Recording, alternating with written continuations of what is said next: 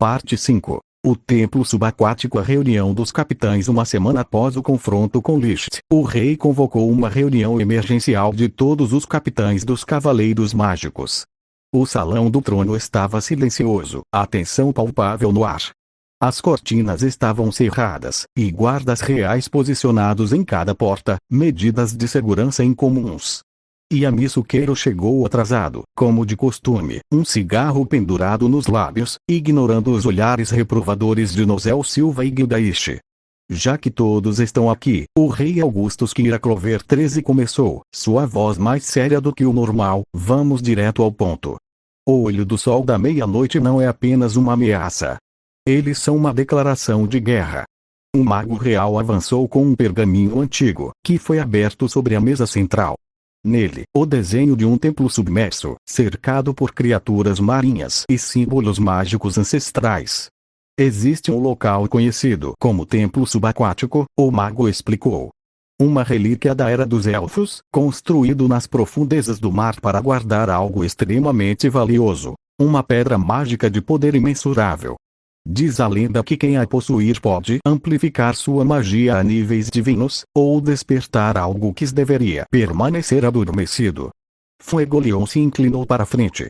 E o olho da meia-noite sabe disso. Sabemos que eles já estão se movendo. William Vangeance respondeu, sua voz calma mas carregada de preocupação. Meus informantes relatam atividade suspeita na costa leste. Liszt quer essa pedra. Yami apagou o cigarro na sola da bota. Então é simples. Chegamos lá primeiro, pegamos a pedra, e damos um fim nessa história. Não é simples, Nozel interveio, frio. O templo subaquático é protegido por encantamentos antigos. Apenas magos com afinidade elemental específica podem entrar. E a pressão nas profundezas, poucos sobreviveriam à descida. Os olhos de Yami brilharam com um interesse súbito. Afinidade elemental, a escolha dos touros negros de volta à base. Yami convocou seu esquadrão. Desta vez, a escolha dos membros foi estratégica, algo raro para o capitão, que geralmente escolhia no sentimento. Precisamos de magia de água. Muita água, Yami anunciou. Noelle, você vem. Sua magia de água é essencial para nos proteger lá embaixo. Noelle engoliu seco. Eu, capitão. Mas eu ainda não controlo direito, por isso mesmo. Hora de aprender na prática. Yami ignorou um protesto e continuou. Finral, você vem para transporte e retirada rápida. Vanessa, seu fio pode nos guiar no escuro. Charme, você sabe cozinhar peixe? Charme bateu palmas, encantada. Peixe fresco. Vou levar meus utensílios. E você, Asta? Yami olhou para o jovem de cabelos rosados. Sua antimagia pode ser útil se encontrarmos armadilhas antigas. E se Liszt aparecer, você já mostrou que consegue enfrentá-lo. Asta endireitou a postura. Não vou decepcionar, capitão. Ótimo. Agora vão se preparar. Partimos ao amanhecer. Enquanto o grupo se dispersava, Luke agarrou o braço de Asta, seus olhos brilhando. Dessa vez tem luta, né? Tem luta. Asta riu, puxando o braço. Vamos descobrir juntos. A descida às profundezas. A costa leste do Reino do Trevo era um lugar de beleza selvagem, falésias íngremes, ondas violentas, e um horizonte infinito de azul. O grupo de touros negros chegou ao ponto indicado pelo mapa, uma pequena vila de pescadores que, curiosamente, estava deserta. Estranho, Vanessa observou, seu olho mágico vasculhando a área. Não tem ninguém. Parece que todos foram embora às pressas. Ou levados, Finral completou, sombrio. Noelle caminhou até a beira do penhasco, olhando para as águas escuras abaixo. Mesmo de cima, era possível sentir a pressão, a imensidão do oceano. Seu coração batia acelerado. Como vamos descer? Ela perguntou. Yami apontou para ela. Você vai nos levar. El. Você tem magia de água, não tem? Cria uma bolha gigante e nos leva até embaixo. Fácil. Noelle olhou para o oceano, para o capitão, para o oceano novamente. Fácil. Capitão, eu nunca fiz algo assim. E se a bolha estourar? E se eu perder o controle? E se você ficar pensando no que pode dar errado, nunca vai tentar, Asta interrompeu, colocando a mão no ombro dela. Eu confio em você, Noelle. Você consegue. Noelle olhou para ele, para seus olhos sinceros, e sentiu aquela pontada estranha novamente. Ela respirou fundo. Tudo bem. Eu vou tentar. Concentrando-se como nunca, Noelle ergueu as mãos. Sua magia de água fluiu, lenta no início, depois mais forte, mais controlada. Uma bolha começou a se formar ao redor do grupo, transparente, frágil aparentemente, mas mantendo-se coesa. Está funcionando. Finral exclamou, surpreso. Claro que está, Noelle respondeu, mas seu rosto estava vermelho de esforço e orgulho. A bolha se destacou do penhasco e começou a descer. O mundo acima desapareceu, substituído por um azul cada vez mais escuro. Peixes coloridos passavam ao lado, curiosos, e formações rochosas submarinas surgiam como fantasmas na escuridão. Charme já estava tentando pescar através da bolha com sua magia. Achei que você fosse cozinhar depois, Vanessa comentou. Estou garantindo o jantar. O templo ancestral. Após minutos de descida, que pareceram horas, o templo finalmente surgiu diante deles. Era majestoso. Construído em pedra branca coberta de algas e corais, com torres que se erguiam desafiando a pressão do oceano. Estátuas de criaturas marinhas e figuras élficas guardavam a entrada principal, seus olhos de pedra parecendo observar os recém-chegados. É lindo, Noelle murmurou, esquecendo por um momento seu esforço para manter a bolha. E perigoso, Yami completou. Finral, consegue nos teletransportar para dentro? Finral estudou a estrutura, suando. A entrada principal está bloqueada por um selo. Mas há uma fenda lateral, acho que consigo mandar a gente até lá. Faça isso. No piscar de olhos, o grupo estava dentro do templo.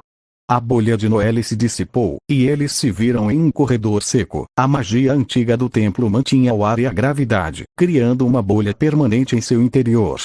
Separados, Yami ordenou. Vanessa, Finral e Charme, explorem a ala leste. Noelle, Asta e Luke, venham comigo para o oeste. Encontrem a pedra antes que os outros apareçam. Outros? Luke perguntou, animado. Yami apontou para o chão, onde pegadas frescas eram visíveis na poeira milenar. Pegadas de botas, não de criaturas marinhas. O olho da meia-noite já está aqui. Armadilhas e confrontos. A exploração do templo foi uma corrida contra o tempo. Cada sala escondia armadilhas ancestrais, lanças que disparavam das paredes, chamas que surgiam do chão, ilusões que mostravam os piores medos de cada um. Luke enfrentou uma ilusão de si mesmo, sozinho, sem ninguém para lutar. O medo de ficar entediado era real, e a ilusão quase o paralisou até que Asta o puxou para a realidade. Luta comigo depois. Agora vamos. Noelle foi confrontada pela imagem de sua mãe, dizendo que ela nunca seria boa o suficiente. Foi Asta novamente, com suas palavras simples e diretas, que a trouxe de volta. Você já é boa o suficiente. Olha o que fez para nos trazer até aqui. Yami, por sua vez, enfrentou a ilusão de seu passado, o momento em que deixou seu país para trás. Ele simplesmente cortou a ilusão ao meio com sua espada das trevas. Já superei isso há muito tempo. Eventualmente, os dois grupos se encontraram em uma câmara central. E no centro da sala, sobre um pedestal de coral negro, flutuava a pedra mágica. Ela pulsava com uma luz azul profunda, e o poder que emanava era quase palpável. Mas eles não estavam sozinhos. Do outro lado da sala, figuras encapuzadas emergiram das sombras. Liderando-os, uma figura conhecida, Catherine, a maga das ilusões que haviam enfrentado antes. E ao lado dela, um homem alto, de cabelos azuis como o oceano, e olhos que pareciam conter tempestades. Bem-vindos, touros negros, Catherine saudou, com um sorriso provocador. Mas chegaram atrasados. A pedra é nossa.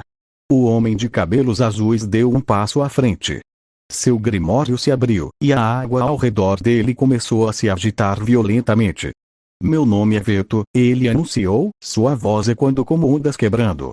E vocês estão diante de um dos tenentes do Olho do Sol da Meia-Noite. Rendam-se, e talvez eu seja misericordioso. Yami deu uma longa tragada no cigarro, então o jogou no chão, apagando com a bota. Tenente, então vamos ver se você é tão bom quanto parece. A batalha começou. Veto, a fera do mar Veto era um oponente diferente de tudo que já haviam enfrentado. Sua magia de água não era apenas poderosa, era brutal. Ele criava ondas que ameaçavam engolir a sala inteira, esmagava o chão com punhos d'água, e movia-se com uma velocidade que contradizia seu porte massivo. Luke tentou enfrentá-lo diretamente, sua eletricidade criando vapor ao entrar em contato com a água. Mas Veto simplesmente absorvia os ataques e revidava com o dobro da força. Divertido. Luke gritava, mesmo sendo jogado contra as paredes repetidamente. Muito divertido. Noelle tentou ajudar, sua magia de água criando barreiras para proteger os outros. Mas Veto a reconheceu. Silva, ele rosnou, seus olhos brilhando com ódio. A família que traiu os elfos. Você pagará por isso. Ele lançou um ataque direto contra ela, uma lança d'água capaz de perfurar aço. Noelle congelou, incapaz de se mover.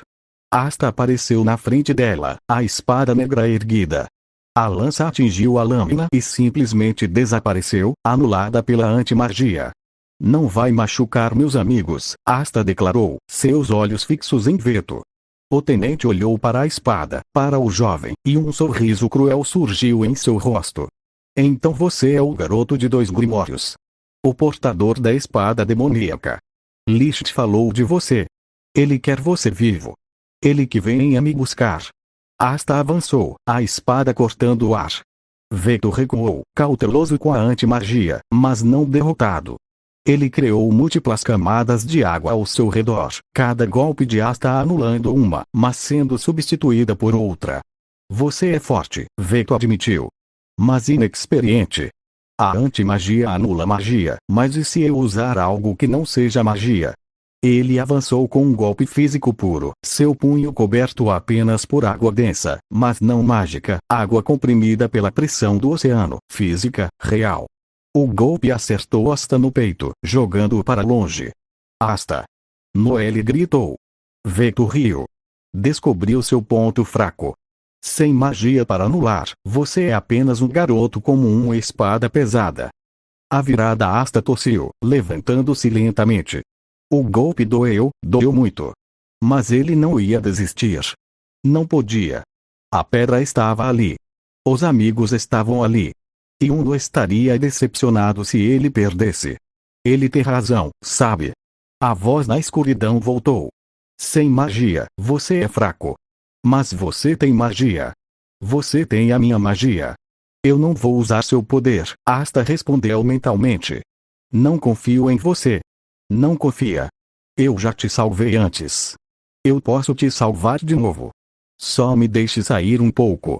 Asta cerrou os punhos. Não. Veto avançou novamente, outro golpe físico vindo em sua direção.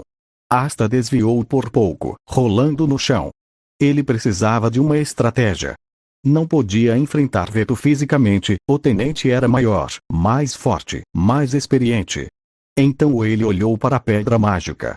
Ela pulsava com poder. Poder mágico puro. E se, Asta, o que está pensando? Yami gritou, ocupado com outros membros do Olho da Meia-Noite. Asta não respondeu. Ele correu em direção ao pedestal. Veto viu e riu. Acha que pôde pegar a pedra? Estúpido. Apenas um mago com afinidade elemental específica pode tocá-la. Asta estendeu a mão. Sua mão direita, a mesma que segurava a espada, tocou a pedra. E o mundo explodiu. A pedra mágica reagiu não à sua magia, mas à sua anti-magia. Em vez de amplificar poder, ela começou a ser absorvida, drenada, anulada. O brilho azul fraquejou, depois mudou para um vermelho escuro, depois para negro absoluto. Asta sentiu o poder da pedra sendo puxado para dentro de si, para dentro do grimório de 5 folhas, para dentro da espada. Era demais. Era doloroso. Era isso. A voz na escuridão gritou, triunfante. Mais. Me dê mais. Pare. Asta gritou, puxando a mão. Mas era tarde demais. A pedra estava opaca, seu poder drenado. E a espada em sua mão, a espada havia mudado. Ela era maior agora. Mais escura. E na lâmina, marcas vermelhas pulsavam como veias vivas. Veto recuou, seus olhos arregalados. O que você fez? Asta olhou para a espada, para suas mãos, para o tenente. Algo diferente brilhava em seus olhos, uma determinação mais profunda, mais antiga. Vou te mostrar. Ele avançou. Desta vez, quando Veto tentou o golpe físico, Asta não desviou. Ele contra-atacou, espada contra punho. A lâmina não cortou a água física, mas algo aconteceu. A água ao redor do punho de Veto simplesmente evaporou, não por calor, mas por anulação completa de sua existência. O quê? Veto recuou, olhando para a própria mão, onde a água desaparecerá. Minha água, eu posso criar mais, mas, como? A antimagia havia evoluído. Não anulava apenas magia, começava a anular a própria matéria que a magia criava. Asta não entendeu completamente o que aconteceu, mas não precisava. Ele só precisava vencer. Ele atacou novamente, e novamente, e novamente. Cada golpe forçava Veto a recuar, a se defender, a usar mais e mais magia que era anulada no contato. Finalmente, com um golpe poderoso, Asta acertou a espada contra a barreira d'água de Veto. A barreira inteira se desfez, e o tenente foi jogado para trás, inconsciente antes de atingir o chão. O silêncio tomou conta da sala. O preço do poder à pedra estava inerte. Veto estava caído. Os membros restantes do Olho da Meia-Noite fugiram, levando seu líder inconsciente. Os touros negros venceram. Mas Asta não estava celebrando. Ele olhava para a espada em suas mãos, para as marcas vermelhas que pulsavam lentamente, para seus próprios braços, onde pequenas veias escuras começavam a aparecer. Asta. Noelle se aproximou, preocupada. Você está bem? Ele escondeu os braços rapidamente, forçando um sorriso. Claro. Só um pouco cansado. Aquela pedra, foi estranho. Yami observou tudo em silêncio. Ele viu as marcas. Viu a mudança nos olhos do garoto. Mas não disse nada, não ali, não na frente dos outros. Pegamos o que viemos buscar, o capitão anunciou. Finral, nos leve de volta. Essa missão está encerrada. Enquanto o grupo se preparava para partir, Asta olhou mais uma vez para a pedra opaca. Ele sentia algo diferente dentro de si. Algo que não estava ali antes. A voz na escuridão estava em silêncio agora, mas Asta sabia que não era um bom sinal. Era como se estivesse esperando. Esperando o momento certo. O retorno e as consequências de volta à superfície, o grupo foi recebido por uma equipe de resgate, e por Uno, que estava na costa, claramente preocupado. Ouvi dizer que o Olho da Meia-Noite estava envolvido, ele disse, aproximando-se de Asta. Você está bem? Asta assentiu, mas Uno notou algo em seus olhos. Algo diferente. Os dois se conheciam bem demais para enganos. O que aconteceu lá embaixo? Asta hesitou. Então, baixinho, para que apenas Uno ouvisse, eu usei a pedra. Ou melhor, a pedra me usou. Sinto que algo mudou em mim. Algo escuro. E Uno colocou a mão no ombro do amigo. Não importa o que mude. Você ainda é você. E eu ainda estou aqui. Asta sorriu, agradecido. Mas no fundo, a preocupação permanecia. A pedra estava inerte. Veto estava derrotado. A missão foi um sucesso. Mas a que custo? Lá longe, em algum lugar entre as sombras, Licht observava através de um espelho d'água.